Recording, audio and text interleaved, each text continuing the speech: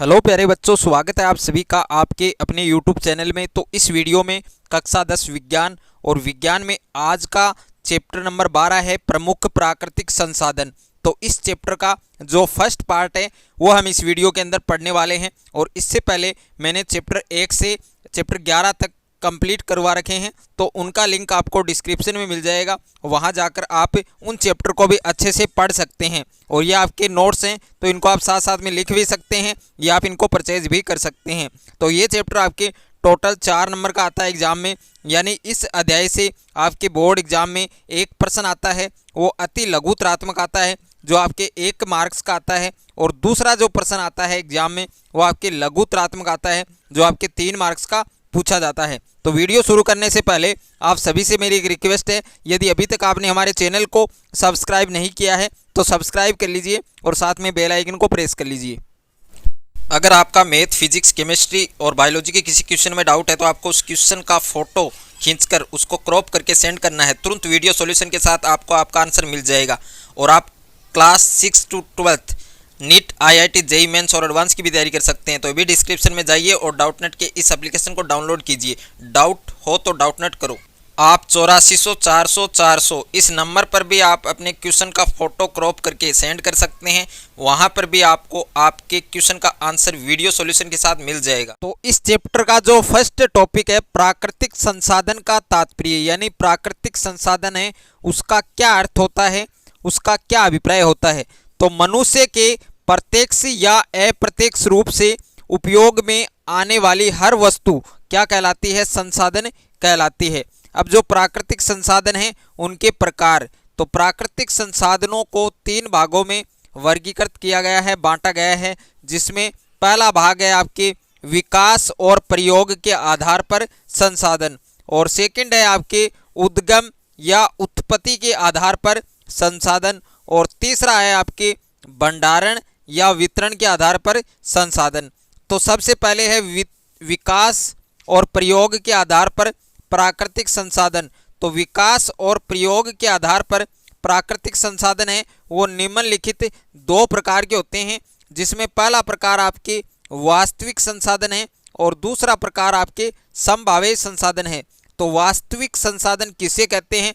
कि वे संसाधन या वस्तुएं जिनका प्रयोग हम हर समय कर रहे हैं, जिनकी मात्रा या संरचना हमें ज्ञात है, वास्तविक संसाधन कहलाते हैं। जैसे महाराष्ट्र में काली मिट्टी की मात्रा, जर्मनी में कोयले की मात्रा और पश्चिम एशिया में खनिज तेल की मात्रा, ये सब क्या हैं? वास्तविक संसाधन हैं। उसके बाद में है संभाव्य संसाधन। तो संभाव्य संसाधन की परिभाषा क्या होती है? कि वे संसाधन या वस्तुएं जिनकी निश्चित मात्रा या संख्या का हम पता नहीं लगा सकते हैं और वर्तमान में हम इनका प्रयोग नहीं कर रहे हैं, परंतु आगे आने वाले समय में कर सकते हैं, उसे क्या कहते हैं? संभाव्य संसाधन कहते हैं। कि वे संसाधन या वस्तुएं जिनकी निश्चित मात्रा या संख्या का हम पता नहीं लगा सकते हैं और वर्तमान में हम इनका प्रयोग नहीं कर रहे हैं, परंतु आगे आने वाले समय में हम कर सकते हैं, उन्हें हम क्या कह सकते हैं? संभाव्य संसाधन। जैसे उदाहरण क्या है? लद्दाख में पाया गया यूरेनियम भी एक संभाव्य संसाधन है जिनका प्रयोग हम आने वाले समय में कर सकते हैं। तो ये इसका एग्जाम्पल है। उसके बाद सेकंड है आपके उद्गम या उत्पत्ति के आधार पर संसाधनों के प्रकार। तो उद्गम या उत्पत्ति के आधार पर संसाधन है वो आपके कितने प्रकार के होते हैं? 2 प्रकार के होते हैं। जिसमें पहला प्रकार आपके क्या है? जैव संसाधन, और दूसरा क्या है? अजैव संसाधन। तो जैव संसाधन किसे कहते हैं? कि सजीव या जीवित वस्तुएं क्या कहलाती हैं? जैव संसाधन कहलाती हैं। कि सजीव या फिर जीवित वस्तुएं हैं वो क्या कहलाती हैं? जैव संसाधन कहलाती हैं। जैसे जीव जंतु, पेड़ पौधे, मनुष्य आदि सब क्या हैं? ये जैव संसाधन है। और सेकंड आपके अजैव संसाधन। अब अजैव संसाधन है उसकी क्या परिभाषा होती है? कि जो वस्तुएं निर्जीव हैं, जीवित नहीं हैं, अजैव संसाधन कहलाती हैं। जैसे वायु, मृदा और प्रकाश, ये सब क्या है? अजैव संसाधन हैं। कि जो वस्तुएं निर्जीव हैं, जीवित नहीं हैं उन्हें हम क्या कहते हैं, अजैव संसाधन कहते हैं। जैसे वायु है, मृदा है, प्रकाश है, ये सब क्या है, अजैव संसाधन है। उसके बाद है आपके 3 नंबर पर है वितरण के आधार पर संसाधन। तो वितरण के आधार पर संसाधन है वो आपके कितने प्रकार के होते हैं, ये भी आपके 2 प्रकार के होते हैं। एक तो सर्वव्यापक है और सेकंड है आपके स्थानिक। ओके, तो सबसे पहले हम बात करेंगे सर्वव्यापक की।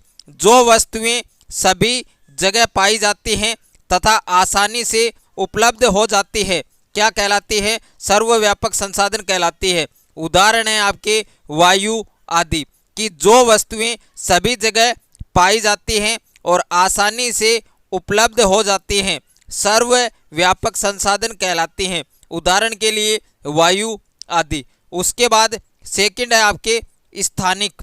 तो स्थानिक संसाधन है उसकी क्या परिभाषा होती है कि जो वस्तुएं कुछ गिने चुने स्थानों पर ही पाई जाती हैं स्थानिक संसाधन कहलाते हैं। उदाहरण है तांबा, लोहे, ऐसक आदि, ये सब क्या हैं, स्थानिक संसाधन हैं। उसके बाद में है नवीकरणीय और अनवीकरणीय संसाधन। तो ये आपके ज़्यादा इम्पोर्टेंट है और काफ़ी बार एग्जाम में आ भी चुका है प्रश्न कि नवीकरणीय संसाधन और अनवीकरणीय संसाधन में अंतर बताइए या उनको परिभाषित कीजिए। तो इसमें पहला आपके क्या है कि नवीकरणीय संसाधन वे वस्तुएं जिनका निर्माण तथा प्रयोग दोबारा किया जा सकता है, यानी वे वस्तुएं जिनका निर्माण या उनका प्रयोग हम दोबारा कर सकते हैं, पुनः कर सकते हैं, और जिन वस्तुओं की पूर्ति दोबारा आसानी से हो सकती है नवीकरणीय संसाधन कहलाते हैं। जैसे सौर ऊर्जा है, पवन ऊर्जा है, इनकी जो पूर्ति है हम दोबारा आसानी से कर सकते हैं और इनका प्रयोग और इनका निर्माण है वो भी हम दोबारा कर सकते हैं। तो ये दोनों एग्जाम्पल आपके नवीकरणीय संसाधन के अंतर्गत आते हैं। उसके बाद में है अनवीकरणीय संसाधन। अब अनवीकरणीय संसाधन किसे कहते हैं कि वे वस्तुएं जिनका भंडार सीमित होता है, कि वे वस्तुएं जिनका भंडार क्या होता है, सीमित होता है, और जिनके निर्माण होने की आशा है वो बिल्कुल नहीं रहती, अनवीकरणीय संसाधन कहलाते हैं। उदाहरण है आपके कोयला, पेट्रोलियम, प्राकृतिक आदि, ये सब क्या है, अनवीकरणीय संसाधन है। उसके बाद है प्राकृतिक संसाधनों का प्रबंधन। जो प्राकृतिक संसाधन है उनका प्रबंधन करना क्यों आवश्यक है कि मनुष्य अपने जीविकोपार्जन के लिए प्राकृतिक संसाधनों का दोहन करता है। आदि मानव अपने पर्यावरण से प्राप्त वनस्पतियों और पशुओं पर ही निर्भर था। उस समय जनसंख्या का घनत्व कम था और मनुष्य की आवश्यकताएं सीमित थी तथा प्रौद्योगिकी का स्तर भी निम्न था। उस समय संरक्षण की समस्या नहीं थी, परंतु वर्तमान में जनसंख्या की निरंतर वृद्धि के कारण संसाधनों की मांग है वो बढ़ रही है और वैज्ञानिक तथा तकनीकी विकास द्वारा मनुष्य जीविकोपार्जित संसाधनों के अतिरिक्त उत्पादन के संसाधनों का भी दोहन करने लगा है। अब संसाधन है उनके संरक्षण की आवश्यकता हमें क्यों पड़ी, तो प्राकृतिक संपदाओं का योजनाबद्ध, न्याय संगत और विवेकपूर्ण उपयोग किया जाए तो उनसे अधिक दिनों तक लाभ उठाया जा सकता है और वे भविष्य के लिए संरक्षित रह सकती हैं। संपदाओं या संसाधनों का योजनाबद्ध, समुचित और विवेकपूर्ण उपयोग ही उनका क्या है, संरक्षण है। अब संसाधनों के संरक्षण के उपाय कि जो संसाधन हैं उनके संरक्षण के क्या क्या उपाय हैं, तो जो प्राकृतिक संपदा है वो हमारी पूंजी है, ओके, और जिनका लाभकारी कार्यों से सुनियोजित ढंग से उपयोग करना चाहिए। और इसके लिए पहले हमें किसी देश या प्रदेश के संसाधनों की जानकारी होनी चाहिए। फिर हमें यह ध्यान रखना चाहिए कि विभिन्न संसाधन परस्पर प्रभावोत्पादक होते हैं, अतः एक का ह्रास हो या नाश हो तो उसका कुप्रभाव पूरे आर्थिक चक्र पर पड़ता है और हमें इनका उपयोग है वो प्राथमिकता के आधार पर ही करना चाहिए। उसके बाद है वन संरक्षण और प्रबंधन। तो वन संरक्षण है और उनका प्रबंधन है। तो वन इस पृथ्वी पर जीवन का आधार है और यह वह क्षेत्र है जहां प्राणियों तथा पौधों की लाखों प्रजातियों की उत्पत्ति हुई। वन बरसात तथा उसमें पानी के संरक्षण हेतु अलवणीय जल के स्रोतों तथा नदियों के वर्षा जल के निरंतर पूर्ति के नियंत्रक होने के साथ साथ जलवायु के लिए वायुमंडल को आर्द्रता की पूर्ति भी करते हैं और वन पर्यावरण को स्वच्छ रखते हैं और प्राकृतिक संतुलन बनाए रखते हैं। वनों के बिना स्वच्छ पर्यावरण है वो संभव नहीं है। वन न केवल जल तथा वायु के कारणों से होने वाले कटाव से उपजाऊ मिट्टी की रक्षा करते हैं, बल्कि वे संक्रिय अजैव चट्टानों से उर्वरा मिट्टी की रचना करने वाले महत्वपूर्ण कारकों में से एक माने जाते हैं। अब वन संरक्षण के उपाय, जिसमें एक नंबर है आपके कि वनों की आग से सुरक्षा की जानी चाहिए और इस हेतु निरीक्षण गृह तथा अग्नि रक्षा पथ बनाने चाहिए। सेकंड है वनों की हानिकारक कीटों से दवा छिड़ककर और रोगग्रस्त वृक्ष को हटाकर रक्षा की जानी चाहिए। ये जो जितने भी उपाय हैं सारे उपाय आपको ध्यान रखने हैं। तीसरा उपाय आपके क्या है कि जो सामाजिक वानिकी है को प्रोत्साहन देकर देना ही क्या है श्रेयस्कर है। और चौथा आपके है वन संरक्षण के नियमों व कानूनों की कड़ाई से अनुपालना होनी चाहिए। पांचवा उपाय है कि वनों के महत्व के बारे में जन चेतना जागृत की जाए, जैसे चिपको आंदोलन है, शांत घाटी क्षेत्र हैं, ये इनमें जन चेतना है वो जागृत की जानी चाहिए। उसके बाद है सामाजिक वानिकी, ये आपके इम्पोर्टेंट है, इससे आपके क्वेश्चन पूछ सकता है एग्जाम में कि जो सामाजिक वानिकी है उसके बारे में या इसके जो घटक हैं 3 घटक हैं इनके बारे में भी पूछा जा सकता है कि जो देश है और देश में लगभग 1 करोड़ हेक्टेयर से अधिक अवक्रमित भूमि पर प्रति वर्ष वन रोपण की आवश्यकता है ताकि पारिस्थितिकी संतुलन को बनाया जा सके और सामाजिक वानिकी के द्वारा इस लक्ष्य की प्राप्ति है वो संभव है। इससे केवल वन क्षेत्रों की वृद्धि होती है बल्कि बड़े पैमाने पर रोजगार का सृजन भी होता है। अब सामाजिक वानिकी के 3 प्रमुख घटक, तो सामाजिक वानिकी के 3 प्रमुख घटक कौन कौन से हैं? एक है कृषि वानिकी और सेकंड है वन विभाग द्वारा नहरों, सड़कों, अस्पताल आदि सार्वजनिक स्थानों पर सामुदायिक आवश्यकताओं की पूर्ति हेतु वृक्षारोपण करना और तीसरा है आपके ग्रामीणों द्वारा सार्वजनिक भूमि पर वृक्षारोपण करना। उसके बाद है वन्य जीव संरक्षण। अब वन्य जीव संरक्षण है वो क्यों करना चाहिए कि सामान्य रूप से जो वन्य जीव हैं प्राकृतिक आवास में निवास करने वाले जीव जंतुओं जैसे हाथी हैं, शेर हैं, गेंडा है, हिरण हैं आदि के लिए प्रयुक्त होता है, किंतु व्यापक रूप से वन्य जीव प्रकृति में पाए जाने वाले सभी जीव जंतुओं एवं पेड़ पौधों की प्रजातियों के लिए प्रयुक्त है। और भारतवर्ष एक ऐसा देश है जो धार्मिक, सांस्कृतिक और राजनीतिक, जलवायु, भूमि एवं जैव विविधता से संपन्न है।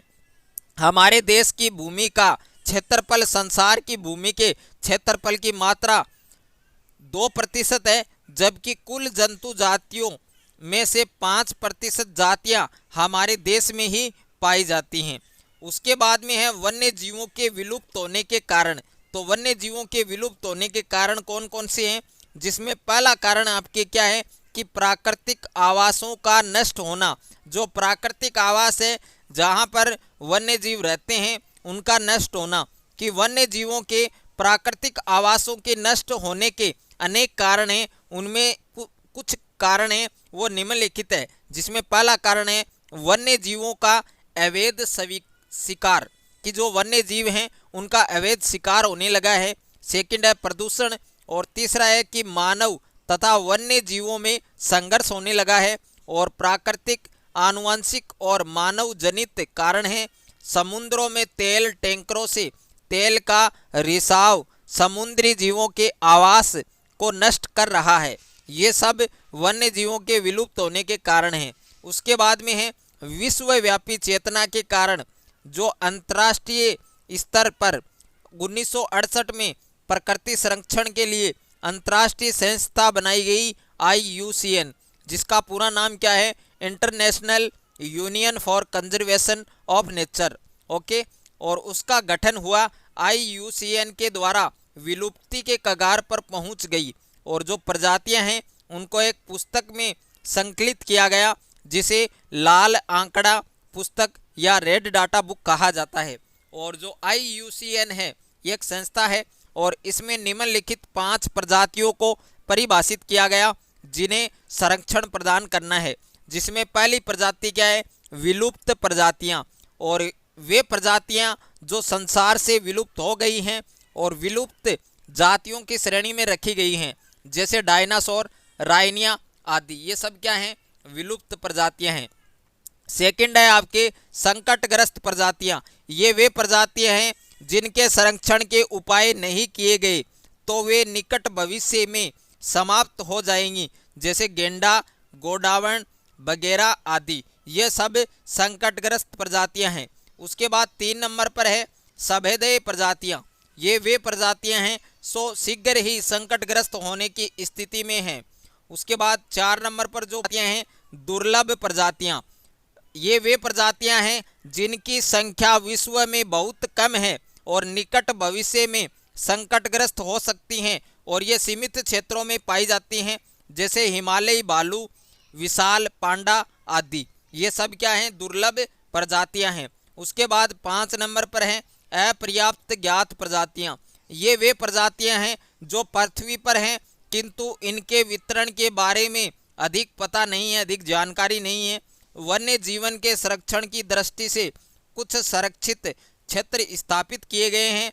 इनमें राष्ट्रीय पार्क, वन्य जीव अभयारण्य, ओरण आदि ये क्या हैं, प्रमुख हैं। तो ये वीडियो आपको अच्छा लगे तो वीडियो को लाइक करें, दोस्तों के साथ शेयर करें।